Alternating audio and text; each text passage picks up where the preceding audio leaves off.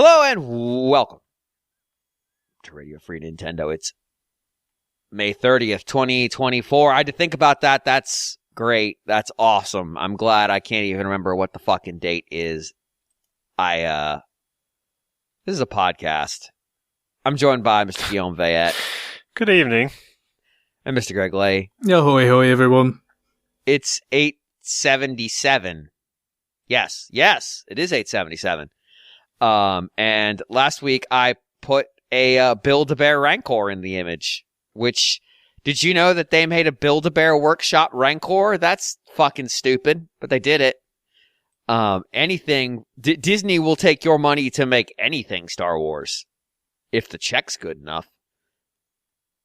John is out again this week, and he will be out again next week, as will Guillaume. Mm-hmm. That's true. As for what we're going to do next week, I got no fucking idea. Got no idea. Yeah, well, I booked my plane to E3, of course. Going to LA to see all the games. Good. Get hands-on impressions.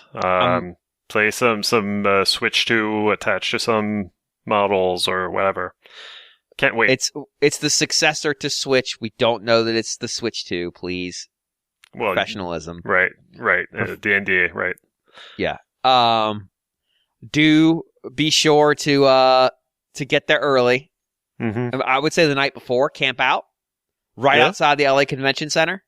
It's a very safe area. I've got my tent. Yeah, no, perfect. Yeah, just, enjoy the ambiance that is downtown LA. I will. I can't even keep a straight face through that comment. Jesus Christ. Run. It's my answer.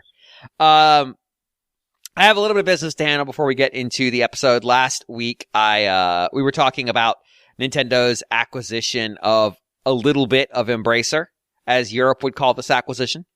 Mm-hmm. As Japan would call it, and then Europe would merely parrot that. That's true, yes. But they would call it, like, Choto, an acquisition. I made a mistake when I was listing off the divisions that Embracer was going to be broken up into. I named the wrong company that has "and friends" at the end of its title. Who could make such a boneheaded mistake? I wanted to correct that because the company I said, which I won't repeat because it will just further confuse things, is a company associated with friend of the show, Seren McNulty. Oops. The actual companies that they have been split into, Embracer Group, is Coffee Stain and Friends, Middle-earth Enterprises and Friends, and Asmodee Group, as in the board game company. That's the one they dumped all the debt in, is Asmodee Group. They didn't Titanic it. They pointed it at the iceberg and said, I don't know, get it out of the way. Greg, who is your Middle-earth Enterprises and friend?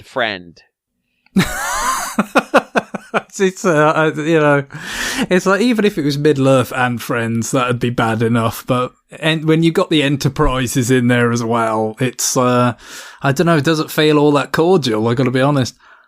Yeah, I'm trying to think who would be my Middle-earth friend.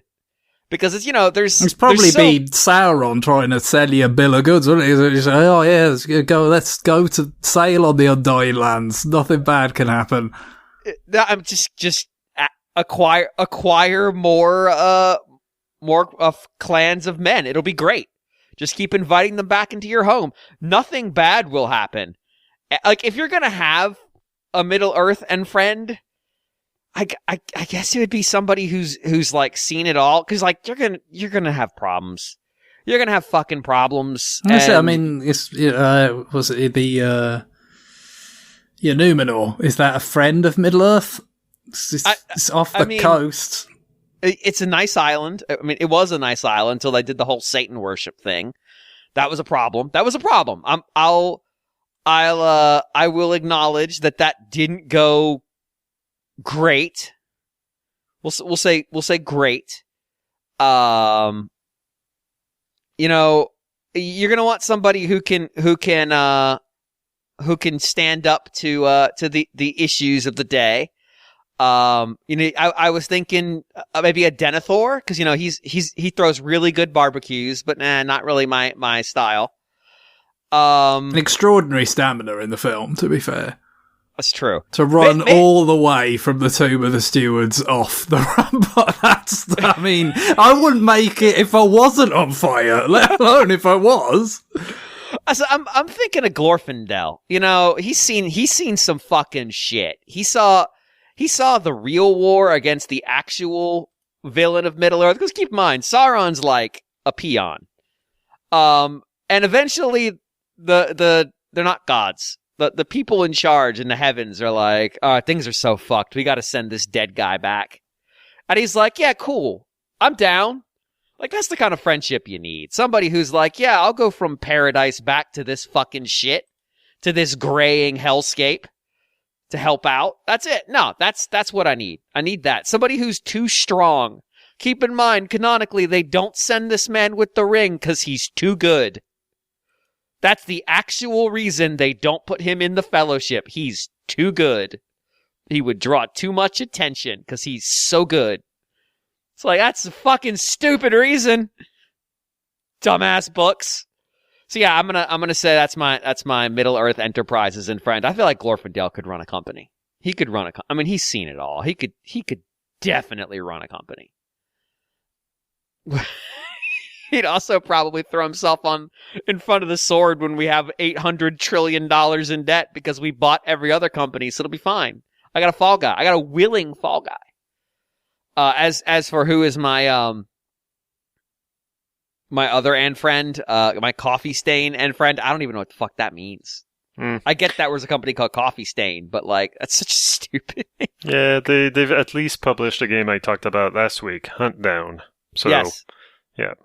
You're their and friend now? I suppose so. Yeah, I'm a friend of Coffee Stain. Yeah, a friend of a stain. Great. Yeah, it's just like this. I'm just happy to have a friend. It's dark, man. We've been on this show for like 700 episodes. What the fuck? All right. Anyway, and that depressing note. Well, I'm sorry I didn't pick that up live on the show. That it slip. Happens. But I do want to say, the thing is that obviously the Skype connection's not always rock solid. It's got to be said. No. Also, I use headphones and try and keep it quite quiet so it doesn't also pick up on the audio tracks because you end up with a bunch of echoes if everybody's got that kind of feedback going on. So you don't always hear it that well. So that's the thing. If by virtue of Guillaume's work with the locally recorded files, what the listeners actually hear is quite a lot better than what we hear while we record it. It really is, because Skype will just eat audio sometimes too. Yeah, so yeah, I would have liked to think I would have caught that, but yeah, when it's just a string of words and friends, I guess it just got past me or Skype, sort of blipped over it or something. I do like the one that they leveraged with debt is the only one that doesn't have any friends. It really says something. That's fair. To your point, every single episode, there are parts I listen to and I'm like, I don't remember him saying that. And oftentimes it's either because Skype ate it or because I'm in the middle of putting together notes for what I'm about to say or making sure I'm doing fact checking in real time to make sure I don't say something wrong like this. Well, and I will say I made a slip up at the end as well. You could debate, its pertinence relative to company identities, but I think when I was talking about the closing music and for the frog the bell tolls, it's Richard in Link's Awakening is not the protagonist of For the Frog the Bell Tolls. They're both princes, they both get turned into frogs, but they're different characters. Very understandable conflation there. It's not. It's it's the way it is sometimes. There's too many princes who have become frogs. It's a pandemic, honestly. But I'm going to kick off new business this week because I've got a couple games that are both Switch titles, although I didn't play one of them on Switch. That have some interesting, unexpected, parallels. So the first is the Duck Detective, and the second is the Chants of Sennar. So last week you mentioned playing the Frog Detective, and I asked, were you playing the Frog Detective or the Duck Detective? Yeah, you're right. And you said the Frog Detective. Yeah, it's the Duck Detective. I'm sorry. Okay. No, it's all right. There are two that I wished I was playing the Frog Detective because that game looks fucking funny. I thought the Duck Detective looked funny. It's fine. I guess I just gave away the new business segment. This is the Duck Detective : The Secret Salami. Basically, the parallel here is that in both of these cases, you're given lots of words and you have to kind of understand their context. That might seem like I'm being super vague, so I'm going to dig in with the Duck Detective first. The Duck Detective, as the name would imply, it's kind of like a hard-boiled detective story, except the detective is down on his luck. I mean, that's kind of true in the film noir scene, but he's comedically down on his luck. He doesn't have any money. Very funny. His wife left him. Again, hilarious. Mm-hmm. But he doesn't take cases that are like missing persons, which is a film noir trope. He takes cases that are, in this case, it's someone stealing lunch from the refrigerator at an office, specifically the bus depot's office. So he has to use the last of his money to go to the bus depot, which means he can't leave until he solves the crime. And the crime literally is people are stealing my sandwich. People stole my sandwich. It's very, nominal crime.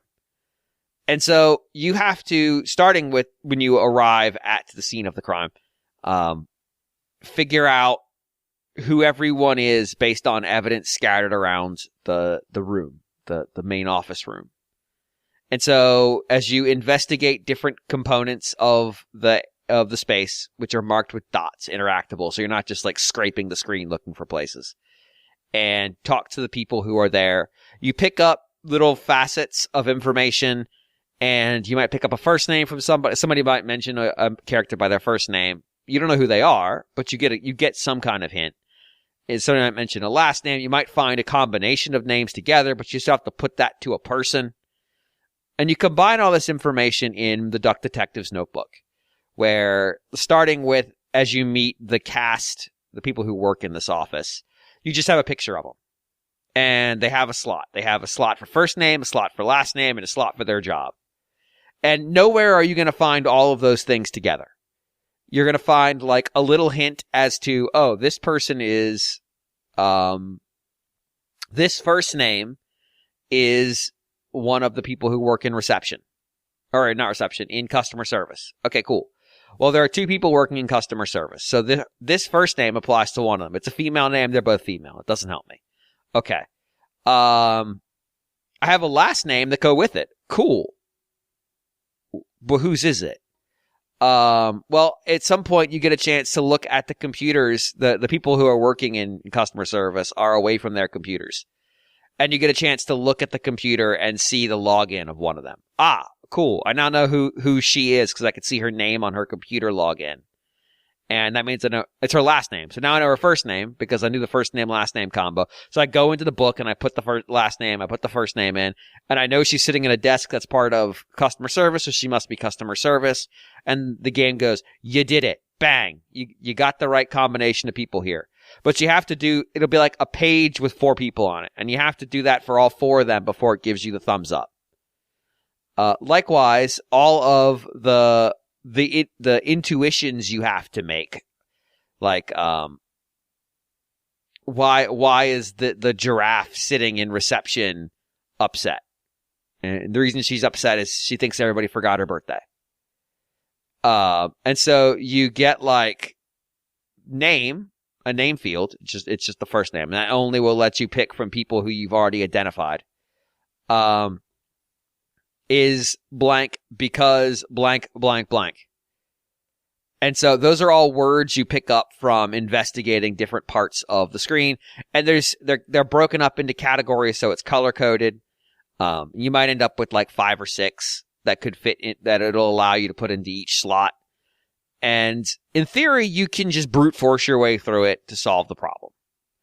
And ultimately, the investigation extends beyond a missing sandwich. Like, a character in the office is getting framed because nobody likes him, but also because there's an underlying mystery involved and he's a convenient fall guy. So it's reasonably funny. You know, it's an animal world. They're working in a bus company that has a remarkably small number of bus stops, which the game itself notes. Despite the fact that they're often 2 to 3 hours late, which again, the game makes a joke about. And that they're very tight-fisted with refunds, despite often being 3+ hours late to pick you up for your ride. Bearing in mind they only have 4 bus stops, which makes the fact they can be 3 hours late very interesting. Except not really. The game kind of gives it away. They give away the underlying crime way too early, and as a consequence, like, you just it's kind of the Ace Attorney thing where you figured out what the crime is and everybody else is in the courtroom is still fucking around with like the nonsense, and you're like, look, she's obviously not being channeled. She's just faking it to try to frame Nick. She's not actually back from the dead. Come on, let's fucking get this together. Let's keep going. Let's keep fucking please keep going. And everybody else is like 20 steps behind. But in this case, they explicitly gave you the thing. I didn't have to intuit it. But yeah, it's the kicker on this thing is, while it's reasonably funny and it's okay, I think some of the puzzles where you have to fill in the worksheet aren't very good, and you end up just having to kind of guess because the hints they give you for them. Like, I went and looked up what the hints they wanted you to intuit from them are, and I don't think they're very good. Like, they're kind of not necessary. They kind of require logical leaps that don't necessarily make sense. And in the end, the answer for a couple of them was just, I'm going to try there's 4 combinations I think are possible. I'm just going to try all of them. And eventually one of them would ding and go like, you did it. And it would advance the plot. Also, the game's like an hour and 40 minutes long. So there's that. It's extremely short. It's like $10, right? Yeah. I got it on sale, but yeah, it's like $10. I do not believe it is worth that price. Like, I think it's nice. I think it's funny-ish. It's cute, but I think it needed a little bit more work in making the puzzles logical. And I don't think I don't think the price, for me, I don't think the price hits the value mark. Like, it's fine, but it is very short. Like, when it ended, I was like, that's it? Oh. I thought there might be like a second mystery or something. Like, it feels like you got through a tutorial mystery. That's the best way of describing it. It feels like you're playing a game where there's a bunch of mysteries in it, and the first one is relatively straightforward and concludes relatively quickly. Doesn't have a bunch of twists and turns. It just kind of gets to the end and introduces the systems, and it's like, okay, now we're going to throw you in the deep end. The big multi-part mystery. And no, you're done. Game's over. Credits roll. Oh, I see. I think the funniest thing the game does is on loading screens, there is duck facts, and they're just all wrong. Like, all of them are ridiculous and nonsense. It'll be like, worldwide, there are at least 8 ducks. It's like, I mean, true. Yes. Yeah, that's not wrong, actually. Yeah, but like, not helpful. But like, it's goofy and weird. But then there's only like 8 of those. And when it started cycling around, I'm like, they probably should have put more in. And then when the game was done like 40 minutes later, I'm like, oh, that's why they only put 8 in. I see. But yeah, it's like a game. It's a gamelet. It is a fragment of a game is how I feel about it. Now, it may be that this is the game they intended to make, and that's fine. They did a good job with what's here. But from my perspective, it feels like they set the table and then kicked everybody out of the house because dinner's over. Maybe we had like a salad, and then it's like, cool, dinner's over, bye. So I then went to Chants of Sennar, which, funnily enough, if you don't remember this game, it appeared in some of the Nintendo Indie World showcases, maybe 2 of them, maybe just 1. Came out late 2023. This is a game where you are a hooded character who wakes up in some kind of technological sarcophagus, which opens up, and they are essentially in what appears to be an underground waterway with no one around. And they have to figure out essentially how to get out of here. So you start walking, and you run into a door that is closed. You cannot open it. Or at least you can't just click on it to open it. Game is very visually striking. It uses lots of flat colors in rich palettes with hard outlines to create almost a little bit. I'm trying to think what other game looks like this. A little bit Journey, but like more flat, much more flat. But the art style is reminiscent, I would say. Lots of reds, oranges, purples, that kind of color spectrum.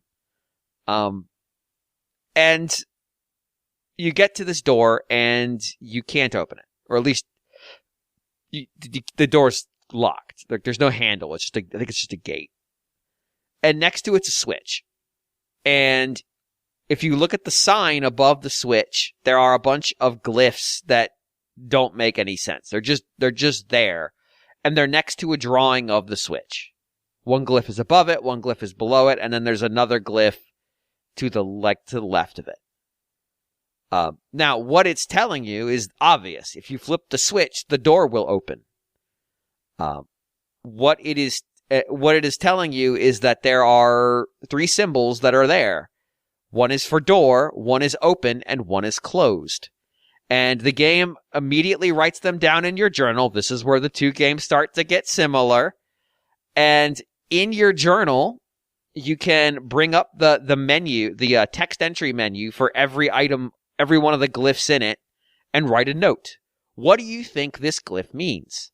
And early on, when you get introduced to a glyph, you're pretty much shown exactly what it means. In this context, you had one glyph above the switch, you had one glyph below the switch.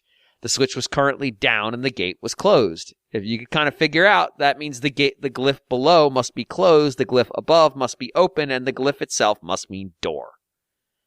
And you just write those notes in the thing, and off you go. Now, when they sold Chants of Sennar, they made it look like that's how you would decode the languages, because Chants of Sennar is a game about decoding languages. That you would write your own notes in there, and that's how you'd figure it out. That's actually not the case. That is important. Taking notes, especially later in the game, is incredibly valuable because you're not going to be able to just immediately look at when you get a glyph for the first time and know exactly what it means. You're going to get a bunch of glyphs in a shot with no context. Now, there is context if you could read the other glyphs around it, but you can't. So you're going to get them in drips and drabs as you figure things out. And then as you go back and cycle back around to an area again, because all these areas are the areas are interconnected, you'll get more information on the second pass because you're able to understand more of what's being said. As you pick the language up in pieces and parts, the parts you don't get start to gain context and allow you to access make more educated guesses. But just like Duck Detective, you don't have to keep it in your mind and just rely on your notes and say, that's it. That's what that glyph means. Because once you see enough pieces of evidence, so like every set of glyphs has a certain interactable elements that you need to see. It might be a sign on a wall. It might be graffiti. It might be a conversation you have with a person who speaks this language. And it might be a combination of multiple things. Once you see a set of those things, the hooded figure will pull out their journal, do some sketches, and essentially fill out a 2-page section of the journal that will have a symbolic sketch that may be a noun, a verb, a place, whatever. And you have to then assign the relevant, and each one of them will have a slot. And it might be like 4, it might be 5, somewhere in that neighborhood, 4 to 5. Maybe sometimes it's 3. Maybe sometimes it's 6. I think it normally tops out at 5. And if you are able to plug in all the glyphs correctly for each one of those 4 or 5 sketches, And a sketch might have two glyphs because it might be representing a thing and an action. So it's like, okay, this is the glyph for the thing. This is the glyph for the action. A good example. There's a instrument and music comes up in multiple languages.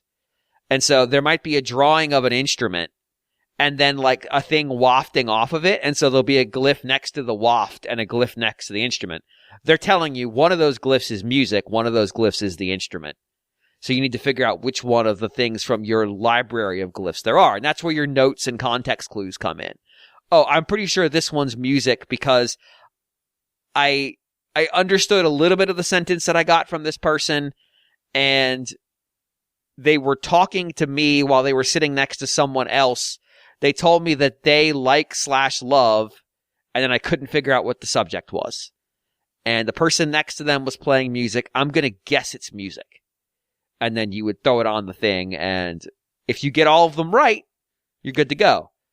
Occasionally, I would run into a situation where I was pretty confident on three of the glyphs, or I was dead confident on three of the glyphs. I'm like, I know definitively these three are correct. I've got one I'm pretty good about, and I've got one that all I know is what part of speech it is. Because, jump ahead 20 seconds if you don't want this spoiled. But, like, a lot of the symbols indicate they're part of speech. You have to figure that out. Like, you have to really study known glyphs to kind of like find those trend lines. But that's a really useful skill once you figure it out. And I was able to just plug in all the glyphs that it could be because I know if I have the page, I've got it in my list. And then once you fill in that page, it actually gives you the very specific. It changes your note to the very specific translation of the glyph, like the extremely accurate. But what you're doing, this hooded character, is they're climbing a tower. Very early on, the game tells you this is a tower that is home to multiple cultures. And they have effectively created a caste system where the higher up you are the tower, the higher your caste is. And at the top of the tower, at least according to the very first culture you encounter, they refer to themselves as the devoted. They believe that's where God lives, at the very top of the tower. They were drawn to this tower by the light of the divine emanating from the top of it.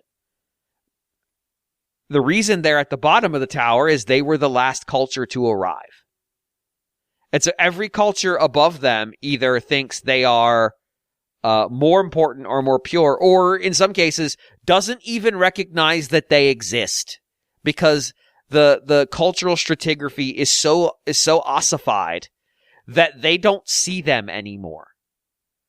Like the cultures that exist between the two of them are barriers. And so what you do in each section of the tower is you are trying to get to the next section, and that requires solving lots of puzzles. But to solve those puzzles, oftentimes you need to decode the language as well. And so these two things are going, hand in hand. You get a little bit of the language, that might unlock a little bit of the puzzle, and then that might give you access to an area where there's evidence to unlock more of the language. And so this trade-off is happening. And just like in Duck Detective, it's the act of putting the things in the right slot of your book that gives you the answer to continue on. So just like Duck Detective, you can fake it, but this feels a lot more organic and a lot more engaging. And very rarely was I just going like, I'm going to stick things in there and hope for the best. There are 5 languages in this game. Sometimes you get Rosetta Stone situations where you get a dual inscription. And that might be your first encounter with a new language. You get a dual inscription at the barrier point between two cultures, and you're able to say, I know what this means because I fully decoded the language below me.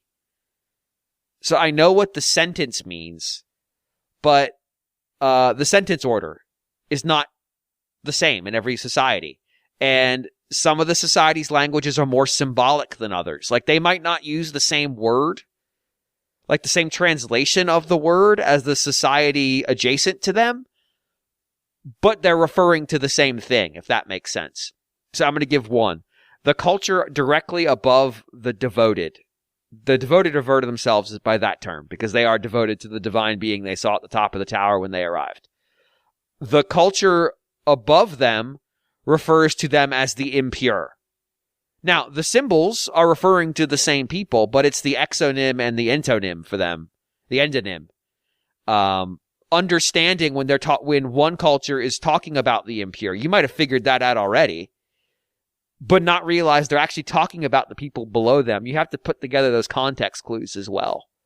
So it's more than just translating it into English. It's understanding what it means in the cultural context to go with it. But sentence order is different too. So like if you encounter a dual inscription, yeah, you know what it means, but you don't know which of the glyphs indicate which part of the sentence. So like you might put a really complicated note on there that says, well, this one says warriors no pass, because I know that from the warrior sentence below, but any one of these symbols could be the subject, the verb, or the object. So I need to figure that out. Like some of them are SVO, some of them are VSO, some of them are, I think there's one that might be OSV, which is a really strange combination to read. But as you get more exposure to the language, you figure out, oh, this is an SVO language.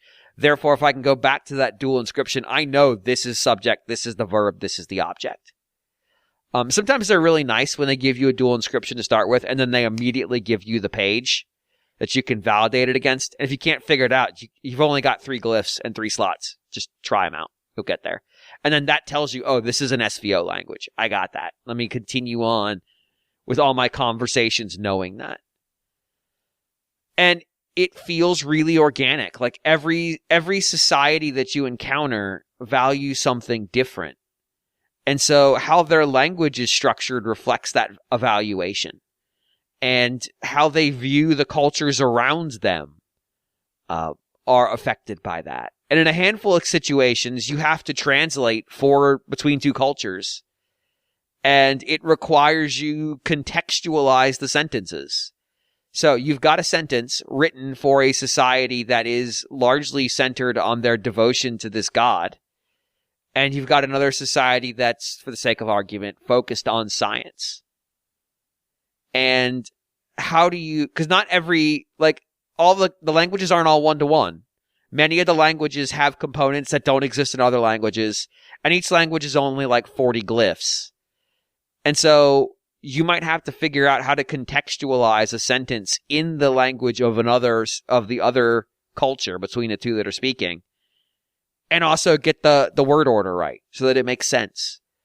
And that can be a little trial and error-y, but I thought the puzzles in this game are really good because, again, your goal is to get to the top of the tower. In the devoted space, the problem is twofold. One, the members of the devoted society don't want you inside their abbey, which is sort of the gateway to go up the tower. And 2, the culture immediately above them has closed the gate between them. There's no admittance. So you have to get around that gate, but also get into the abbey where that gate lives. So it's like a twofold step. And as you move up the tower, it's a bit obviously designed around Tower of Babel imageries. Each section is smaller because you're higher up the tower. So it becomes much more about like the loops, doing the loops and having more information each time. Like you spend the most time in the first society. You spend the second most in the second. By the third, these areas are getting pretty small. So you're basically just doing a loop and collecting more information on each pass until you get to the point where you've solved the principal mystery of this area and it's time to go up. I beat this game in about 9 hours. I'd say platinumed. I got all the achievements because I played it on Xbox. It looks really good in 4K, but it's not doing anything super complicated. I'm sure it looks excellent on Switch. Like I said, functionally, these 2 games are doing a lot of the same stuff. You're investigating the environment. You're talking to people. You're putting together information. And then you're filling out a fucking worksheet. But in one of these cases, it feels organic. Like, it feels a bit like, what was that Zelda-like that did a lot of this? Came out last year. I'm blanking on its name. Tunic?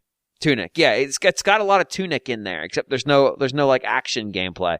There's a couple of stealth missions, they suck, but they go away pretty quickly, and they're very, very forgiving on checkpointing. Like the the hooded figure who doesn't belong to any of these cultures will oftentimes sketch things they see as well. They'll sketch hints. They'll sketch clues. So what you end up with is you end up with this journal that's got lots of notes and the language translation and all that stuff in there. So you can sort of piece it all together from the notebooks. And when I'm dealing with a language outside of the context of that culture, like I haven't been there in a while, I can go back to the section on that one if I encounter something written in their language to figure out what it is, because my brain doesn't tell me anymore. One of the things I love is when you put notes on a glyph. Anytime you encounter that glyph, you get the English text on top of it. So, like, I figured out that this glyph is a greeting because everybody starts their conversation with it. Cool. So I write the word greetings in my notes and I'm done. And so whenever I talk to somebody, the word greetings shows up as a translation. And so if I have a long note on what I think this glyph means, I'll get the ones I know definitively, and then I'll get ones that indicate ones that I just put, like, I don't know what this is, because they'll put question marks around it because it's saying you haven't confirmed it. So, like, you can actually read the sentence based on what you think those are. And that's a lot of times how I figured out the problem. Like, oh, my translation's wrong here because it made sense in the context where I said, oh, I bet this glyph means X. But when I encountered it somewhere else, it tells me, oh, actually, that doesn't make sense. So my read here is wrong. What is it actually? Like, what would work in both those contexts? And you start thinking about it again. It's like, okay, actually, in one case, I thought it meant turn because they were talking about a door. And they talked about door handle specifically. I knew that. It's like, oh, they must mean turn. They didn't. And so when I encountered that word in a different context where turn makes absolutely no sense, I knew I had something wrong. And so I actually had a bunch of pages hanging out of untranslated images because I couldn't figure out what verb I was looking for. And so I was like, wait, if this doesn't mean turn, what could it mean in both those contexts? And I figured it out. Oh, I have a picture I think it might match. And I dropped it in there because I had that one reserved thinking it definitely means turn. It doesn't fit here. And sure enough, bang, I got the definition, which was transform. And in that context, everything made sense. And I got it. And I was good to go. Yeah, this game's not that hard. The marketing made it seem like it was a lot more opaque and confusing than it is. It's pretty chill. It's got amazing music. Truly awesome. I sent Greg some examples for end of show music. Like it's good. We'll use some of these at some point. And it tells an interesting story that has has a message to it, but also you get to see stuff change as you go. Like your role in contextualizing the other cultures for each other. Without getting into spoiler territory, does impact the tower and the occupants of it. I think this game's really, really good. Like I said, I played it on Xbox in part because it's on Game Pass. And I was just looking for something to play. But I ended up essentially marathoning this thing in like 3 sessions. I do encourage you to play long sessions of this game because so much about it is what's your context? What do you remember? I basically did a culture as a play session. And that worked out fine. Because then I didn't have to remember context. I got lost at I consulted a guide twice. Once was I knew what all the symbols were, but I couldn't figure out why it wasn't accepting it. And the reason it wasn't accepting it is there are 2 symbols that are almost identical, and I was just trying to plug the wrong one in. And I didn't catch it. And I was like, oh, I got that wrong. Okay. The other was a situation where I couldn't. There are these terminals that are all over the tower, but they're hidden. Some of them are hidden more than others. I missed the very first one, and as a consequence, I never go back there because there's no one there. Like I said at the beginning of the game, there's nobody. And so I never found it again because I never went back. And I was like, I'm missing a terminal. Where the fuck is it? And I went to the guide. I'm like, okay, where is this last fucking terminal? It's like, hey, you stupid idiot. You passed the very beginning of the game and didn't interact with it because you weren't sure what it was. Dumbass. And so I just went back and hit it, and I was good to go. And I was able to continue on with the game. It's like I said, again, if you get stuck, you can just try. You can just try stuff. Like, you usually have enough context clues that you can maybe whittle it down to like 2 options. And then you just try them. And it'll click over and you'll have it. You're good to go. So yeah, don't be intimidated by this game. It looks really pretty. It's got a good pace to it. It tells an interesting story with very limited text. And I enjoyed the sort of constant cycle of discover something, apply the thing you discovered, discover something new as a loop. And it does an excellent job of feeding that, whereas I feel like the other game I spoke about functionally still has that same loop, but doesn't maximize the fun on it. So yeah, if the 2, this is a no-brainer. But Chants of Sennar is really, really good, and I strongly encourage you to play it if you haven't. So yeah, that's kind of an eventful new business for me. So that's what I'll call it there for this week. Greg, what have you been up to? Sure. So yeah, I've been playing the Paper Mario 1000 Year Door, as I mentioned last week. Not made as much progress as I might have liked. I haven't been able to get as much time in as I would have liked. So I'll probably keep it relatively brief because, I'll just kind of wait to actually go through all of the story before I kind of deliver more comprehensive kind of comments on that. Kind of somewhere in the middle at this point. But, some of the things you can kind of speak to at this point, obviously, there was a fair bit of talk about the change of the frame rate from the original on GameCube being, something that was at least, most of the time a 60 frames per second game, whereas this is just kind of targeted 30 and all that. But I can't say as it's had any real impact on gameplay because, you could conceive of it doing so from the point of view that timed actions are very much a feature of, this Paper Mario game and the first one. So, you could wonder about that if there's anything there, but it's just, you generally speaking, the actual kind of windows that you're hitting are probably were never that terribly demanding, but also it's generally sort of dependable, right? It's the same things that you're doing over again to get the best possible kind of damage on an attack, or protecting yourself from enemy damage and stuff. You're doing most of the same things again, so you just kind of get the timing down and keep doing that. You're not necessarily spontaneously reacting to things with timing all that often. It's kind of like say, for instance, I've played a number of golf games over the years that would not have been 60 frames per second, right? But, when it's just that meter, it would be nice if it was 60, I guess. It was perfectly smooth and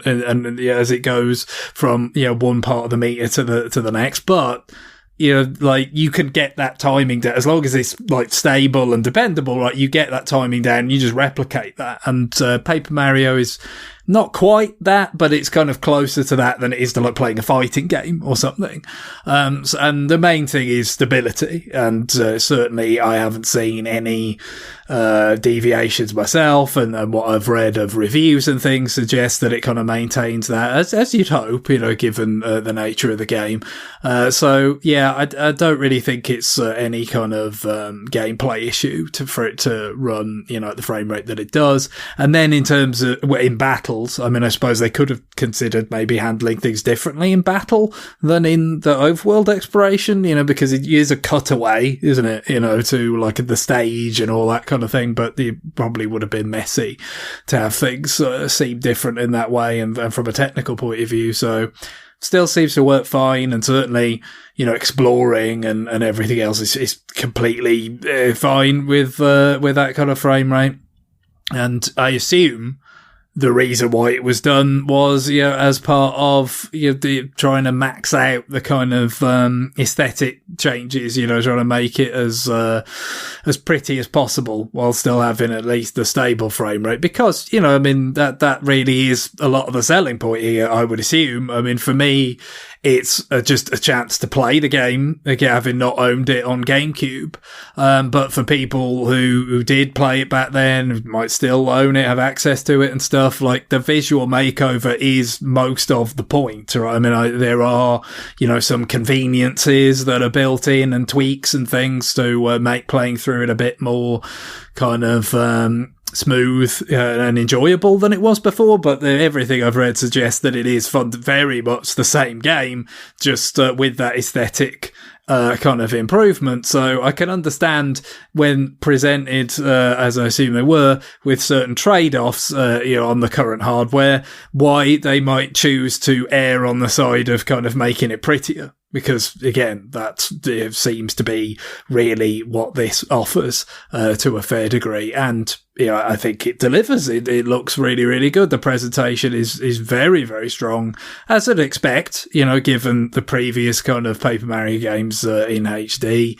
But this might be the strongest in some ways, because it's, kind of the environment designs and things are kind of simpler than I remember Origami King being, because it is the GameCube game. And in many ways, it's very, very, even that originally was very, very similar to Paper Mario, the original. This is, very, of course, you got used to Paper Mario games being quite different from one to the next when, this was followed up by Super Paper Mario. And then that, of course, led into Sticker Star and Color Splash and Origami King. But this is very much, so far, based on what I've played, the N64 game embellished in a number of ways, visually certainly, but also kind of the scenario getting a little bit more away from just the kind of the very traditional Super Mario scenario that the original Paper Mario presented of just, Bowser's kidnap Peach and you're gonna go and get her back.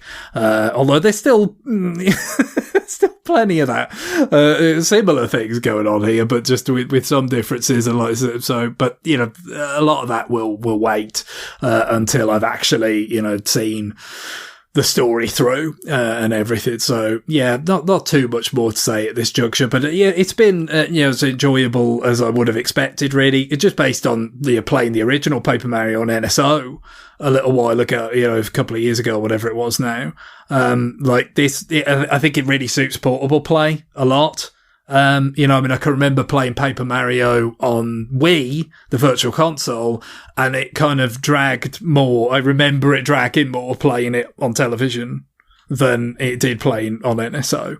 And so I think Thousand Year Door is kind of benefiting in a similar way so far. But we'll return to that next week. Cool. Anything else? No, I think that'll do for now. Okay. Guillaume. Yeah. So, I'm afraid I don't have the hottest hot new business. I guess Greg provided us with that. But is it the coldest hot new business? It's tough to get colder. So I have been back on my bullshit. Oh boy. Maybe some people saw this coming when I was just like, this game reminds me of the Game Boy games of my youth. This apes Final Fantasy Legend so well. I'm loving it, and I got what I wanted out of it, and it was short and sweet, and now I can move on to other things. Well, that other thing was, of course, Collection of SaGa. Final Fantasy. What is the full name of that thing? Collection of SaGa is the main thing, right? But I think they put the Final Fantasy Legend name in there because Collections of SaGa Final Fantasy Legend is the full name. Okay, yeah, that makes sense because no punctuation, but the stupid capital S lowercase a, capital G lowercase a, everything else all caps. Yes. Except for of. So it's all caps collection, lowercase of, capital S, lowercase a, capital G, lowercase a, and then all caps Final Fantasy Legend. Fuck you, Square Enix. Fucking terrorists. So this is the one with the fake handheld, right?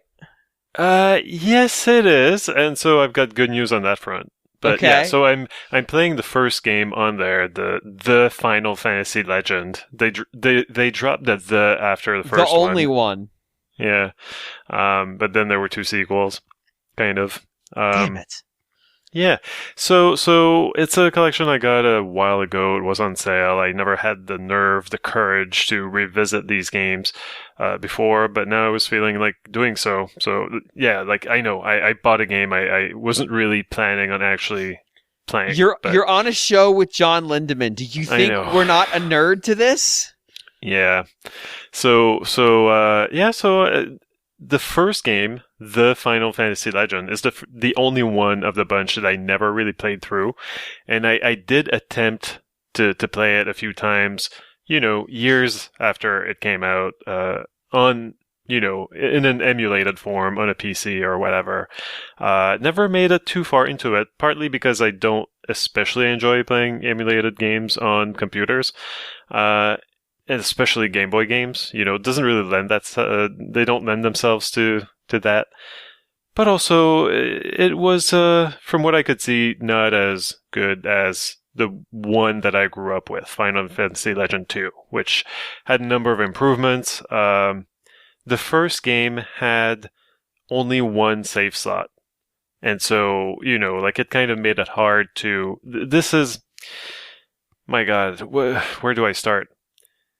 Final Fantasy Legend was not, of course, a Final Fantasy game. It was marketed that way in North America and the rest of the world, but in Japan, it's a SaGa game. They were trying to protect us from Kawazu, which they should, because I played the demo of the last SaGa game.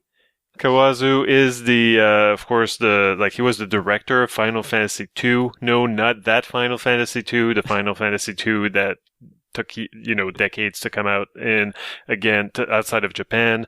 It's the one that no one likes, apparently, and it's the one that doesn't have leveling up that makes sense. It's the one way before Final Fantasy VIII, where like if you kept punching yourself in the face, if you kept attacking your own party members, I think it would develop your character's strength, but also your HP. Like that was like the trick to level up quickly. Like basically in theory, the more damage you got, the more HP you would get as the game went on. It was kind of handed out to you in a very seemingly random way, but like what you did mattered in the way that your stats improved.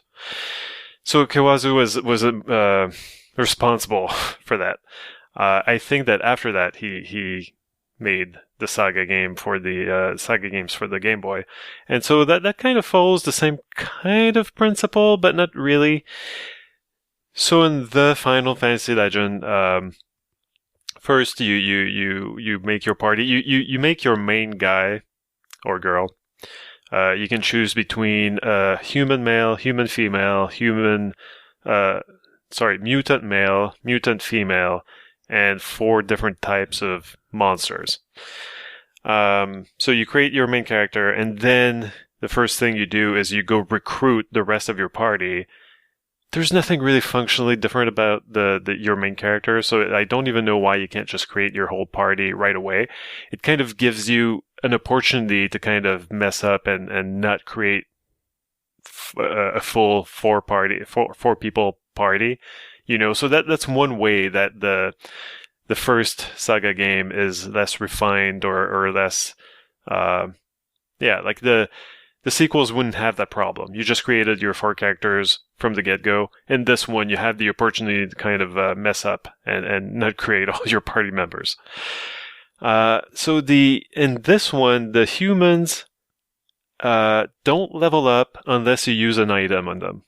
So you have to fight monsters, and the money that you collect, you can go instead of spending all your money on potions to recover your health, like an idiot, you should be spending your money on a strong potion or an agility potion, and that will make you level up those 2 stats respectively, or an HP 200 potion. And so what that will do is give you maybe like from, 4 to 9 or 10 HP to your total, like your max HP, up until you reach a point of an HP of over 200. And once you do that, then you need to move on maybe to a later part of the game where you get to an item shop that sells you the HP 400 potion, and that way you'll be able to level up your health over 200. If you keep using the HP 200 potions, you're going to be paying a lot because it's only going to raise your HP by 1 every time. And even then, like, it might stop at some point. I don't know. I didn't try.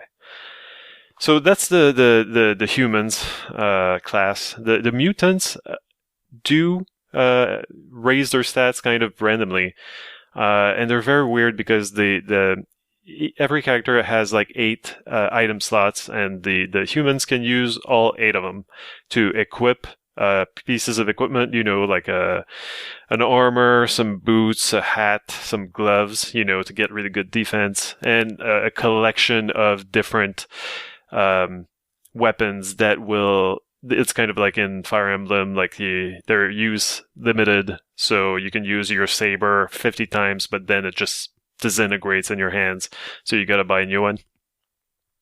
The mutants, half their... Hate when that happens. Yeah, half their inventory slots are taken up by spells or abilities or buffs or debuffs that just seem to come and go randomly. So, like, when you get a spell, when you get an ice spell, a flame spell, you're ecstatic because that means, like, you've got 10 uses of the ice spell that's going to hit every enemy in a stack, because the enemies, stack in this game, kind of like you can only get 3 character portraits of monsters when you fight them, but like, you're going to see only like 1 pirate on the screen, but it might be like pirates times 6, and most of your attack, like most of the time when you swing a sword, you're only attacking the top pirate on the stack. But if you have a one of those wonderful spells, it's going to attack the whole stack at once, and so that's way more powerful. So you're ecstatic when you've got a nice spell, but then winning that fight might mean that you lose your spell and it gets replaced by a freaking status where you are weak to fire spells, and it's like, well, thanks for nothing. So that's where having more than 1 save slot would be beneficial, because the fact that your abilities can change so much, like, immediately, and like you might lose something that's really, really useful for no reason at all, like, that can be aggravating, but that's how this game is. The mutants' stats will go constantly up without you having to spend money on them, though, so that's the one good thing. And the reason why you might want to have them in your party. At first, I made a party of 2 humans, 2 mutants, and I realized that was way too expensive. So I started over. I went like 1 human, 2 mutants, 1 monster, and it's much more affordable. And I've been able to get through the game pretty quickly that way. Which brings me to one of the reasons I like this game very. Like, I like playing it in 2024. It is breezy. It is, it is very old school. It is random battles. Yes, sometimes you finish a random battle, you move 1 step forward, and you get into another random battle. I do wish that they were less frequent, but the game is still, like an early Game Boy game. It was not, the space, the memory, I guess, in the cartridge was very limited. And so by necessity, the game is very compact. It's very small. It's very short. And so things, move fast. Like you get through a dungeon. You're never into any one dungeon for too long, never into one given world too long. The game is not wearing out its welcome, so that's great. I like I said, I restarted the game when I realized I had made an unoptimal party. Well, at first I was pissed, like, oh, like, this is not working out. I have to start the whole thing over, and then I realized, like, oh, This is like 10 minutes. I can make that back very quickly. This is not an issue. This game is too small for this to be an issue. So one thing, James earlier mentioned, like, this is the game with the buttons on the screen thing. Yes. All the screenshots that Square provided for this collection showed like basically like the Game Boy screen in the middle with the background art, but over the background art you would get a big D-pad, not D-pad on the left, and an A and B button on the right. And I don't know why Square just went with those screenshots. Like, were they not realizing who they were marketing this game to? Switch owners who might not necessarily be like, I want a collection that looks like it was just made for iPhone. The whole non-specific handheld thing is, that's the picture frame is one thing, and then the other thing is, when I played Super Mario Land, just recently, I was quite happy to have it fill up as much of the screen as possible. Like, it just, right. I know the OLED screen is a little bit bigger than the original, but still, like, Switch screens are not so big that I'm like, let's shrink it down. I mean, yes, it gets very chunky, to say the least, like with something as simple as an original Game Boy game, but still, like, and I guess, if it's a non-action game, like, then, that's a somewhat different calculation, but still, it's like, I don't know whether I'd be all that keen to be playing, in that kind of inset kind of mode. I know, was it 3DS Virtual Console? Had that as well, didn't it? But that was specifically for the pixel perfect display, right? It was just because, it wasn't a great fit, the 3DS resolution for the Game Boy, kind of like if you did scale that up to fill as much of the screen as possible, it wasn't like integer scaling. So then it kind of looked that weird smoothing that, it just doesn't look, it kind of looks a bit washed out at that point. So if you wanted the pixel perfect version, then you had the frame over it. But I don't imagine that's the case with Switch on the basis of the Game Boy, emulation elsewhere that I've seen. Well, the thing I'm talking about, because here, like you can have a slightly smaller screen and then blow it up to be bigger, although still, resolution accurate. Like, you don't stretch it out to widescreen, thank God. But what I'm talking about that's here the last thing you want is the aspect ratio being messed with.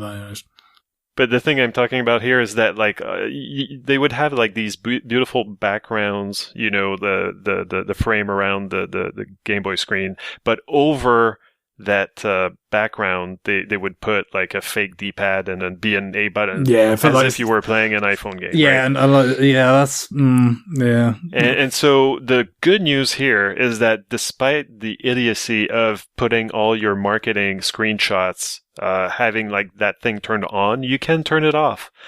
It's I'm guessing it's an option. Like, if I wanted to, I could just like put my greasy thumbs on my Switch screen to play this game with no buttons, no actual buttons, but you don't have to, and you can just turn off those buttons in the menu, and so like you can appreciate nice looking frame art. So that's one good news. Another piece of good news is that there's a nice little quality of life improvement here, and that with the L button you can just trigger, you can toggle a twice the speed change, but it doesn't affect the music. And I thought, like, that's really neat, like, first of all, there's not really any reason to not have it on, because otherwise, like, you move around at a snail's pace. But yeah, like, it just changes everything, like, you can move through the game's world, like, so much faster. The battles are over so much more quickly, and you can still get to appreciate the nice music. So, that's nice. And, isn't that sort of what Nintendo did to Earthbound, Mother, the Famicom game. But even though they didn't actually bring out Earthbound Beginnings back in the day, like, didn't they crank this? I doubt it was ×2 necessarily, but they they did. It's to crank up the speed because they must have felt like it played out a bit too slowly in its Famicom original form. Well, that would be a good change, yeah. Anyway, I appreciate it a lot in this collection. And so that was the quality of life improvement, singular. There are no other improvements you might think, but like surely there are save states. Nope, you don't get those, and it would have been usful. Because, I assume there wasn't when you mentioned the lack of like extra save files or whatever. It was like, oh, well, what about? Oh, yeah, they must not have those. Nope. So very few options, but other than that, like I'm happy to be playing this game really for the first time. Like I tried a few times in the past, a few aborted attempted playthroughs. I really wanted this game back when I was a kid, and I never managed to get my hands on it because it was just unavailable. Like the first game that I got was Final Fantasy Legend 2. Then I would ask my mom, like, can you please give me this game? And like I saw it in back in the day, like we would order games through the catalog or whatever. Like there was the service, and it was in the catalog. Like, it was the Final Fantasy Legend. It was the first game, and my mom ordered it, and she received the second game. So I was like, Mom, I already have this game, and it was through no fault of her own. Like, it was the first game was somehow unfindable for me for the longest time until I kind of lost interest, and then I got nostalgic and I got my interest back. But yeah, I'm really enjoying playing through it, not just because it's breezy, and like any RPG can be crappy and breezy. Like, it's not. The thing is, like, this is not crappy. Like, this is pretty fun. It's more accessible than the other SaGa games that I played that came out on like the Super Nintendo, because I think that overall it's much easier.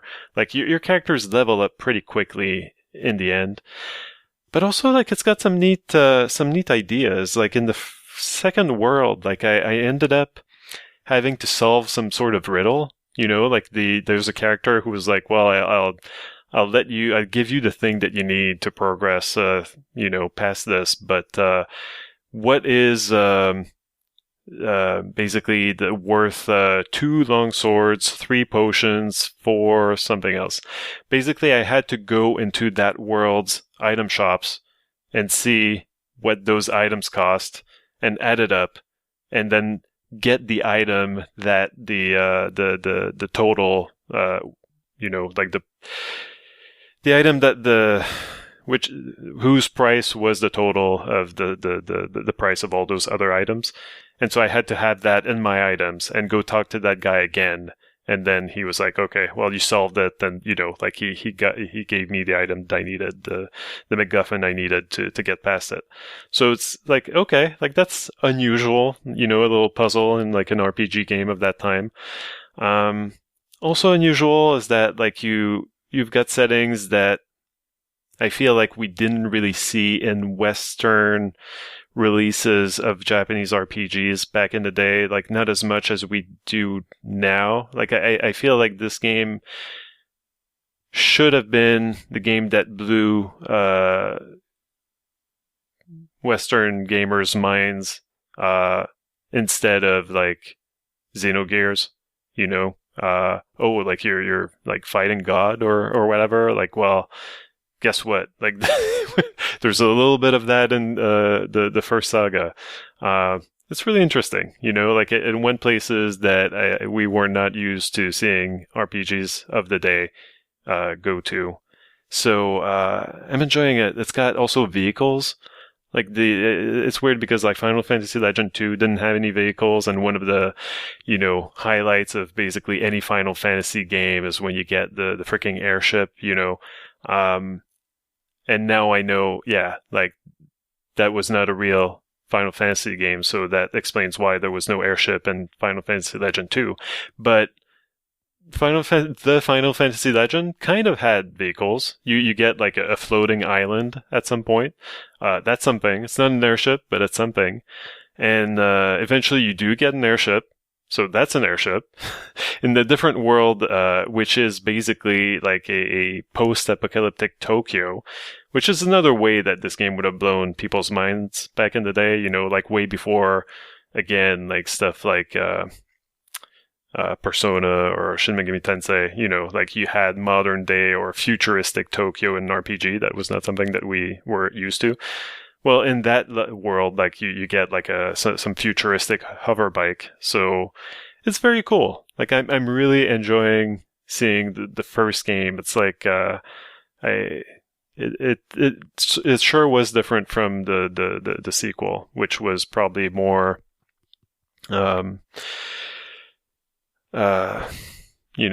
polished in many ways, but like this took swings. The first game took swings that were kind of like walked back in the sequel. Anyway, so I'm enjoying it a lot. I'm probably very close to finishing it at this point already, but I'm really enjoying it, and I'm looking forward to revisiting 2 and 3 because those are the games that I did play when I was a kid, and I'll be happy to revisit them and see how they held up. But it's nice to be able to finally play the first game. It's a fun experience, and like when I talked about the Kawabunga collection, I mentioned how I had grown up with the first Ninja Turtles Fall of the Foot Clan game on the Game Boy, and revisiting it was just like the bad kind of wow, this takes me back. Like it was. This game was the Ninja Turtles game was so simple, so nothing. It just reminded me, or like playing something like Super Mario Land. Like it's got its qualities, but like replaying it today just reminds me of like, oh yeah, this takes me back to a time when I was pining for the good games that my friends were playing on their Super Nintendos. But Final Fantasy, actually, I find that it actually held up. I'm enjoying this a lot. So it's kind of a reminder that not everything on the Game Boy was subpar or some sort of compromise, or or if it wasn't compromise, it didn't have to be bad. So I would fully recommend this to be like the your entrance into the world of Kawazu, I guess. Your initiation. Because it gets they're good games. Yeah, well, later on they get ever more opaque and unwelcoming. So if you want to play one Kawazu game, probably Final Fantasy Legend 2. But yeah, it's I'm glad I'm playing this, I guess. Cool. All right, we're gonna take a break. When we come back, we'll do a little bit of listener mail. So please stay tuned.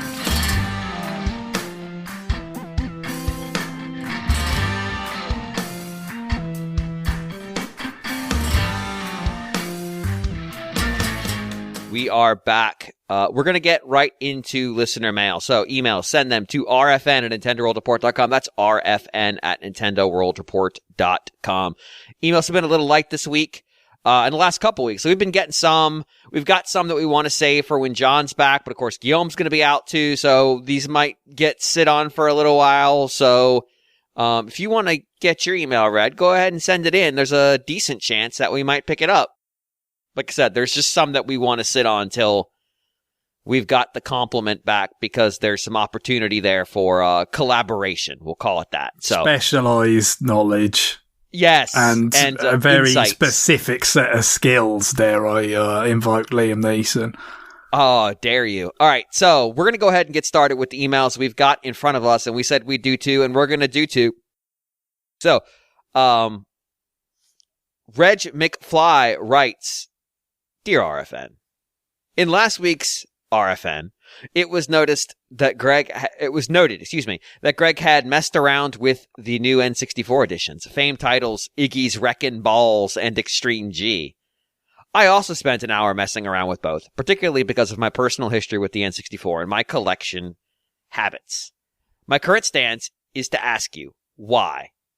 These are absolute fringe games, and we still have several first-party titles not on NSO. Would you be able to explain from a business point of view, or if not, a speculative one, why this is, and what are we getting from the 250 odd N64 titles and not something from Nintendo themselves?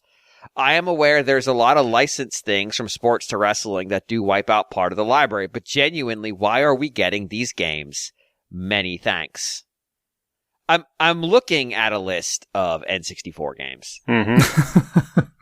And I'm trying to figure out which games we're talking about here. Yeah, well, in terms of first, I'm not sure if that was maybe, because I think we've covered this a bit in the past, that, there aren't that many of the sort of obvious first-party candidates left. Smash Brothers, developed by HAL, but, with some of those, like Kirby and, you think characters like that in which Nintendo doesn't necessarily own themselves, but it isn't any third-party characters or anything, so it's like entirely third-party characters, so that's a bit of an odd, absence to this point. Mm-hmm. But yeah, there aren't that many. So I was wondering whether he was thinking maybe just like from other parts, like GBA or Game Boy or, Maybe. Okay. Why are we getting these N64 games when we could be getting first party games for Game Boy Advance for the expansion pack? But like maybe he that didn't was... say he can't wrap his mind around the N64. Maybe, but like that's not... Because that's the thing. The like, wording... the N64 offering I've found to be just really surprisingly deep, because if only because we finally got Pilot Wings 64. Yeah, talk exactly. about a big missing piece of Nintendo history, like one of the 2 launch games, or 3? Like how many were there in North America? Anyway, like along with Super Mario 64, this was probably the second most important game to release on launch day. Certainly what I mean, I had mine a bit after Japanese launch, before American launch, and as I've mentioned, it was literally Mario, Pilot Wings, Shogi. That was it. Right. So, that was, pretty big deal. I didn't get it, Pilot Wings until a few months later, but no, I always wanted to have that back, as it were, to be able to mess around with it in a kind of virtual console or, type setting, which obviously never did appear on the virtual consoles for Wii or Wii U, but we got that here. The rare stuff, which seems like there's probably more to come, I would have thought. GoldenEye was always going to be like on the one hand, one of the most requested, on the other hand, one of the most difficult. Right. And we've got that, that's the thing. Even though it's like kind of modest in terms of the absolute number of games, they've actually gone to places I wouldn't have necessarily thought. Now, you could look at Iggy's Wrecking Balls in particular and say, are those places necessarily places you wanted to go? But no. It's at least it is a little bit more enterprising than I might have imagined. And I'm sure we talked about this on a number of occasions over the years where people would talk about maybe like, could an N64 Mini be a thing that would happen? Mini console like the Super Nintendo one, or, could eventually we get N64 games as an NSO app? And the thing always was like, if you was going to have third party games that were on any kind of parity with what you've seen on the NES and Super NES mini consoles, or then, the NSO apps, it kind of forces you to look at Western publishers more than you could afford to with NES and Super NES, because that's what happened, with those, 300 games or whatever it ended up being. Like the fact was the strategy they pursued with cartridges, the whole Dream Team business, a lot of those companies in the Dream Team of developers that were allowed to, kind of have early access to development kits and, prospectively develop games for the system were Western companies.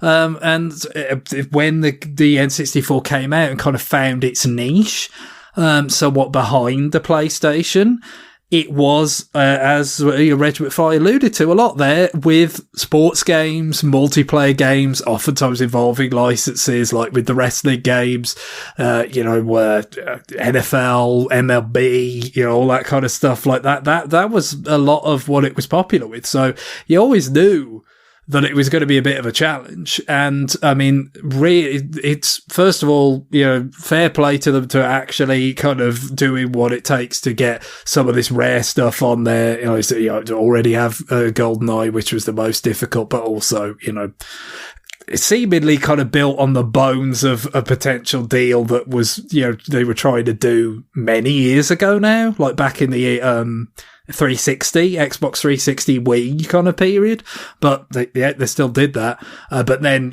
Blast Corps, Jet Force Gemini, and presumably more still to come. That you've got to credit them for that. But also, I think in particular regard to, something like those Acclaim games, you have to think in that particular case, I can hear, last week I could hear Christian Bale's voice in my head. Now I can hear Heath Ledger's voice in my head saying, because they're cheap.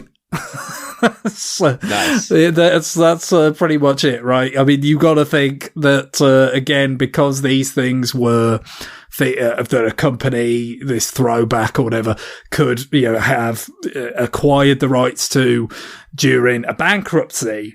They, were not something they paid a lot for and are willing to, kind of license out for a very modest amount as well. So that's just the reality of it. A lot of these things. I mean, for instance, something else that's in a similar area with regard to Acclaim and Iguana, the Turok games, all right? Well, they're getting remade as bespoke night dive ports, right? So you aren't going to see those in all likelihood. So yeah, that's the reality of it. Again, we talked about this plenty of times with regard to even what happened to the Super Nintendo and the NES apps. Like, it just seemed like at a certain point it got harder for Nintendo to be able to license things on here because more companies got kind of like possessive of their stuff and like no, we could make money off it ourselves, and so you've still got some of that going on here, even though, as we said, with the whole Western sort of more Western influence nature of the library, there was probably slimmer pickings from the get-go, and then it's just it only gets a little bit more difficult from there. Yeah, and these games are also, the Iguana ones are Acclaim, and they're held by a holding company who has no plans for them other than monetizing them on the cheap. Yeah, it's a fit, isn't it? Right? It's just like, well, they weren't going to do anything more with them that would involve like taking any substantial risk, like some sort of proper remake or something. But license them out for this kind of emulated re-release, like that's a fit. And the point is, there aren't probably that many of those fits out there for them to happen. So you kind of, it's because of the nature of the N64's library and the kinds of companies and intellectual properties that you're talking about. So it's just like the ones that are there, that can happen. Like, that's what you're going to get. Like, it's not going to be like, oh, well, we could do this, but we won't because there's other things in front of it. Like, other than the things that they have actually probably expended more effort to go out of their way to make happen, like GoldenEye and some of the other rare stuff and whatnot. This is going to be the extent of it. One thing I'm surprised we haven't seen more of is some Star Wars games, because they do show up on, Disney has been okay with re-releasing, porting older games like the Star Wars Racer. On the PlayStation 5, I think that they're getting the PlayStation 2 game. Oh my god, it was not Rogue Squadron, but it was Jedi Starfighter, right? Or something like that. Anyway, I'm pretty sure I can remember the box art for that game. It was literally just the front of the Jedi Starfighter from episode 2, if I remember. Right, but the one that they're getting soon or have gotten recently is the Clone Wars game. So they're doing stuff over there. Like, I feel like it's a little bit surprising that we haven't seen Shadows of the Empire, which was pretty big at the, because it was, again, like pretty close to the launch of the N64.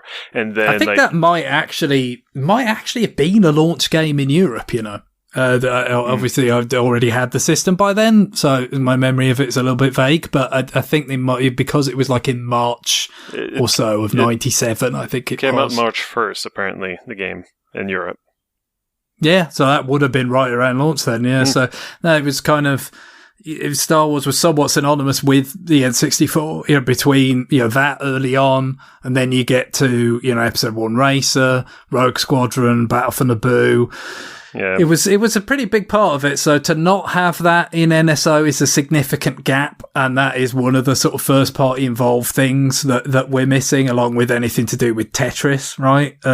Because they were big into that in the 90s as well, having Nintendo published things with Tetris in the title, even if they weren't Tetris, like Tetris Attack, on Super Nintendo. So yeah, it'd be nice if something could happen there, but again, obviously you've got a few different parties involved there, I guess, and also it's a lot of those games are good. Like Episode 1 Racer is being sold separately as like a remake, so that's one of those that isn't happening. Whether Rogue Squadron would definitely be the big get for me out of this lot, because that was something I didn't own, but I played quite a lot of because I knew someone who had it. Yeah, I played it a lot, and then of course Rogue Leader came along on GameCube, and that was even more kind of amazing. But still, to go back to I'm of the opinion that the N64 game might be a little bit better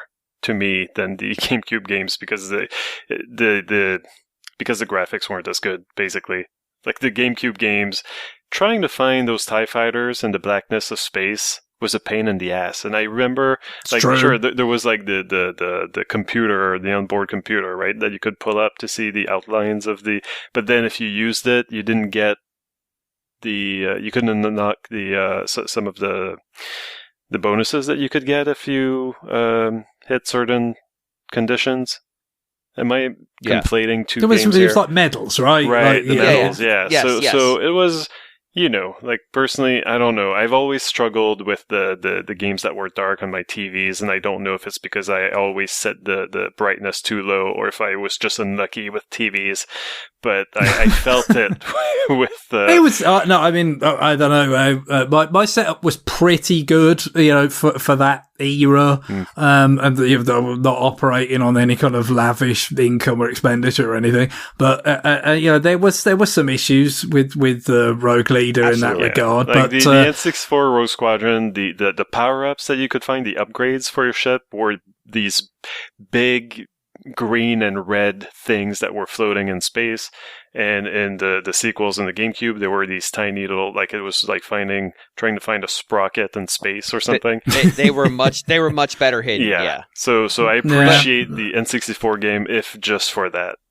That's one of the things that would be interesting for me, because I played a fair bit of the N64 game, thought this is really cool, but I didn't play it nearly as much as the GameCube game. I played a lot. I mean, I don't know whether there's an absolute exhaustion of every gold medal or something, but it was I played it a lot. And so, I mean, obviously, the graphics were really impressive for a launch GameCube game at the time, and that carried a lot of weight. And then, it just kind of went from there, but didn't play deep enough into the N64 game to be able to kind of make those more kind of in detail comparisons. And I'm sure some of the kind of weaknesses that I can recall about because you kind of passing things in the N64 game visually wasn't that easy because of the kind of the low resolution and the textures and stuff. But I imagine that would be somewhat kind of eased by the kind of the emulator on Switch Online. Up-resing things. Everything looks pretty sharp on the handheld, where it's just native resolution. Yeah. So. Yeah, I mean, that would be something that would be really, really cool, but it's kind of understandable why we don't have it, right? I mean, it's hardly a shock. Yeah, it's a license mess. I mean, all those Star Wars games are a license mess. And some of them have been remade, like Episode 1 Racer. So, No, exactly. So, it'd be nice to see something happen. There was this mythical, collection or like remake that Julian Egbrecht of Factor 5 talked about being made in the sort of Wii era that got cancelled or caught up in some of the changes at the Lucas company and all that. So, it'd be nice to have that back, like as an actual thing, but failing that, like just N64. And I never played Battle for Naboo at all, which apparently was pretty good. Yeah, it seemed to be made of the same mold. Yeah. It was. I played it. It was good. It had some weird like on foot stuff because of the whole like battle for Theed City. That was a little weird, but it also had in mission ship changes, which gave it a little bit of variety. Yeah, it was interesting. It's probably the best way of describing it. Like, I'm not sure the changes it made were good, but the changes it made were probably necessary. Well, I guess especially like if you were someone who went from, playing Rogue Squadron and then, in the grand scheme of things, wasn't that long before we got to Rogue Leader. So if you're playing that in the middle, yeah, I mean, first of all, it's impressive that they were kind of getting those games out at that pace with the level of technical proficiency for the hardware it was running at in those days. But and also, if it'd been exactly the same, I mean, it would have been sort of pretty duplicative, wouldn't it? Yeah, but beyond that, like other like first party stuff we're missing is like Excite Bike. And we're not missing it. That's it. Yeah. Is it not so okay. So yeah, I mean it's games at that level. Like I have a feeling we'll get Banjo-Tooie at some point. Oh yeah, like some rare stuff. It's what we've seen so far with stuff like Blast Corps, Banjo, GoldenEye, Jet Force Gemini, it would feel very strange for it to stop there, wouldn't it? You know what I mean? You've got to think a deal was done that was more, obviously like GoldenEye, that would be a bespoke thing, right? That's just governing that particular game. But the other stuff, you would have thought at that point, well, it could govern the sort of broader suite of rare things on there. And so, like, if you're going to bother to go through the hoops with Microsoft to have a deal for those things, well, surely it will encompass those others eventually, and they will come eventually. It's just a matter of, again, as we've said, because the library does not offer loads of really easy candidates for this service, they're going to do it slowly. They're gonna pay some out, really. So, and even as they've done that, which they definitely have, we've still hit this point where pretty much all the usual suspects, the things that did appear on Wii Virtual Console, Wii U Virtual Console, they're already there, and a few others like Pilot Wings and so forth that weren't. Ogre Battle's not there. That's the good point. The holdout. That's a good point.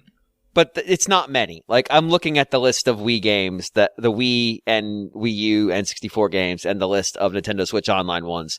There's not a lot of things that aren't on the NSO. And if there are, I can usually explain it with, there's a remake out. So, yeah. I mean, I think that's it. I think the answer is the N64 has actually done a pretty nice job going deep, and these other things, like we said, they're available because they're in the hands of a holding company who's never going to remake them. So fuck it. Let's just put it out on the service and make a little bit of money. No, I mean, there's enough interest in third-party games, that you could still be pointed. I could say, something like Mischief Makers, which maybe Nintendo might have published that somewhere. It didn't in Japan, I think. Yeah, I think so. Enix did. But, yeah. Like that's a game that, you might associate a bit as a Nintendo game. It's a Treasure developed game. So, you already got Sin and Punishment on there. But again, they would have to engage with Enix, Square Enix at this point, in some way. And, Square Enix have not, I mean, what have they got on NSO? Not much, if anything. No, because and we've had this conversation plenty of times about how the developers, publishers, I should say, have just got less willing to do it, even for stuff that's like really you're gonna.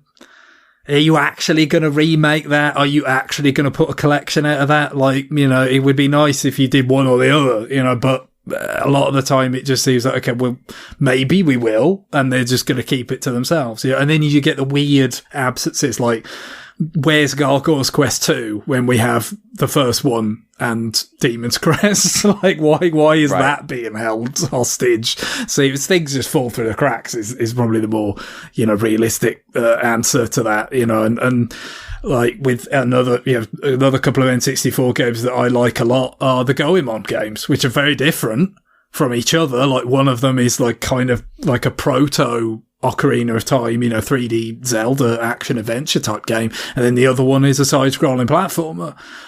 But they're both fun, I think, for the standards of the time, and interesting. But again, like, are Konami going to do anything with Goemon? Probably not. But are they going to license them to NSO? Also, probably not. It seems, anyway. I'd love to be wrong, but that just is where we are. So I guess, like they've got the weird late Game Boy game. They put that on the Game Boy NSO for Castlevania. Sorry, I'm just thinking of Konami here. Yeah, but that makes me think... we talked about that, right? That is on a Konami level. It's a little bit like the situation with like Iggy's Wrecking Balls or whatever, in terms of like it isn't something that they're very sure like they're not going to do anything with that, because this is a relatively rare case of a game that they themselves are literally decanonized. Right. You can't say that about virtually anything, like, can you? If they are going to go that route, like, they might as well give us the Castlevania games that they made for the N64, They could. I'd be happy to see that. I'd be happy to, because I played the original version. I did not play the Legacy of Darkness version. It'd be interesting to see it. Like, okay, what did this actually, like, does it feel more finished? Does it feel better? Or what, that's a really weird case. So I would like to see that, and it's not like there are some things in the original version, and God knows what it must seem like now, because I haven't touched it in 25 years. Mm-hmm. But, there's some things that didn't work. It wasn't all bad, but, it would be interesting to revisit that. And, yeah, you're right. It's not to the level of, like, we renounce this. But, they totally left it in the past. So, yeah. If maybe it's not so fanciful that something like that could follow. But I guess the question is Reg McFly saying, why are we getting Iggy's Wrecking Balls and we're not getting Metroid Zero Mission? I don't see any indication that's what he's saying. But if he is, the answer is... that makes more sense, right? Right. The answer is Nintendo might be sitting on it for some other reason. Yeah, well, the answer is, again, with the GBA game, the GBA has, way more games from Japanese developers that they, maintain, sort of relations with. But, it also has a lot of licensed games. It also has the issue of, including those same Japanese developers and publishers that will keep hold of their stuff now a lot of the time, and, might do, collections of them, right? We could have had Rocket Knight or Sparkster on NSO, but it's a limited run games thing instead, because there are these boutique companies that will come along and, do business with them in that way, where they get, the Konami gets the bigger cut, and so forth, and presumably is not taking much of a risk either. That's more of the publisher. So, yeah, it's just, that's where we are now, where even something like GBA, which seems like more fertile ground, it's still a limited amount of stuff, and they're still going to pace it out, and it'll get here, I'm sure. Could well be at that June Direct, I would imagine. We'll get the next, because we're kind of off the map right now, right? Before, especially for the expansion pack stuff, like, it was basically like, here are the games that are coming in an unspecified period that kind of ended up being like a year or something, and we gradually got them. And now, for a good few months now, we've been kind of off that. So, yeah, I would imagine, considering, as Nintendo have been very clear to point out, the June Direct will contain nothing about the upcoming successor to the Switch. And we assume that what will be available on Switch is going to be, nothing too crazy, right? Because the top development talent has already declared mission accomplished on Switch and moved on with things like Tears of the Kingdom, Super Mario Bros. Wonder, Pikmin 4, and so on. That, it's going to be, modest stuff. So I would have thought, you're going to have a Doom Direct that doesn't talk about the successor. Then you've got time in that to say here's a bit of a roadmap again for GBA, N64, and maybe, some of the basic level stuff as well. And, then it won't be long before we have stuff like Zero Mission and some of the other cool GBA games, I would have thought. Yeah, that sounds about right. All right, we were going to do another email, but unfortunately, I've got to wrap the show a little unexpectedly. So we're going to hold it there. Guillaume, you're going to be out for the next couple weeks, correct? That's true. All right, so we will see you when you get back. I hope you enjoy your time away. I will. I'm going to sunny British Columbia. Oh, well, it sounds like it'll at least be enjoyable getaway into more, I don't know, how would you describe the climate there? Yeah, it's more temperate. It's more, I don't know. But fingers crossed that I'm not going there right in the middle of the forest fire season, which is now a thing that we have to get used to, and I fucking hate it. But it should be nice. Excellent. All right. Well, John will be out next week as well, so I don't know what we're going to do with the episode next week. There will probably be one. I just don't know what we're going to do yet. So stay tuned for that, I guess. But on that, it is time for us to conclude the show. Greg, I know I'm picking the music this week. Yep.